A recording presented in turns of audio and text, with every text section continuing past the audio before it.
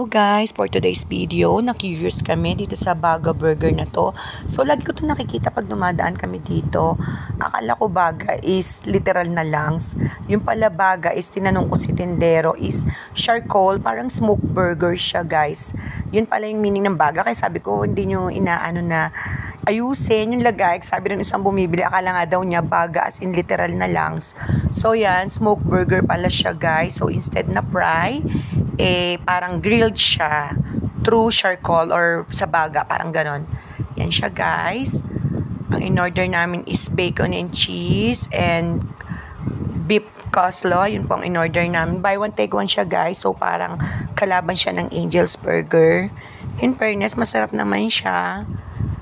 Kaya kasi nagtaka lang ako noon, pinipilahan to. So hanggang sa nakita nga namin ng kapatid ko sa Facebook, then na-curious kami, kaya ayan, pinuntahan namin siya.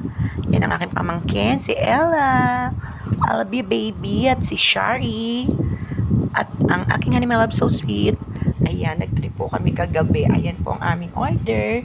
So ano po siya, 91 yung bacon, 87 yung may coleslaw. Yan guys, with hot sauce. Dito lang po siya guys sa may Project 8. Pag ano po dyan sa may Save More, liliko lang po kayo. Ayan. Yan po ang kanilang Baga Burger. Thank you for watching.